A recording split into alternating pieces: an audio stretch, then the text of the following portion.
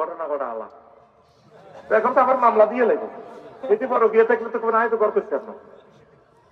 বিপদ তো কত দিক দিয়ে, কালো আইন, এগুলো কালো আইন। আরেক বিয়ে করতে হলে সালিশি তো পারমিশন লাগে, বোধ দরকার আর আয় সালিশ তো গাইও। কোরআন এটা বলছে, নবী এটা বলছে, কালো আইন, এই কালো আইনগুলো চেঞ্জ করা দরকার। আল্লাহ আমার জাতিকে বুঝার তৌফিক দেন। শেষ প্রশ্ন, হুজুর আমার এক বন্ধু কাজী দিয়ে বিয়ের কাবিন করেছে, কিন্তু হুজুর দিয়ে বিয়ে পড়াই নাই।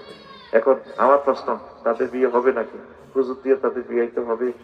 হবে? একটু বললে উপকৃত হবো। তো কাজী জিজ্ঞেস তো আলেন, আমি তো নিজে হুজুর, সচ্য তো আমি হুজুরও আমার একজন সাক্ষীও, আরোগ্য সাক্ষী হলে ঘটনা হয়ে যাবে, তোর বিয়ে হয়ে যাবে। ওরাতে কথা কয় না, খুশি নি? আর ইচ্ছা সোরা বিয়ে করাচ্ছে আমার বিশ্বাস হুজুরের একবি 1 লাখ টাকা হাতিয়ে দিবি, সুন্দর করে দোয়া টোয়া নিবি। দিত না তো 1 লাখ দাদা, এটা তো তা করে পাশ দিতেছি। আমার হুজুরের যে আছে আরো যে গায়ে দিয়ে চলিবে না, লঞ্চ হয়ে গেছে গায়েতে পয়সা নেন না, একটা হাজুরে কিনতাম, এটা সিট গুলা বলা। আমার হুজুরের দারুণ করে হাতিয়া তোফা দিবি, বুঝছস? অনেক ভালো মানুষ, তোদের জন্য তো সময়গুলো ওয়াক্ফ করে। আল্লাহ এই জাতি যাতে আলেমদেরকে ভালোবাসে সে তৌফিক দাও।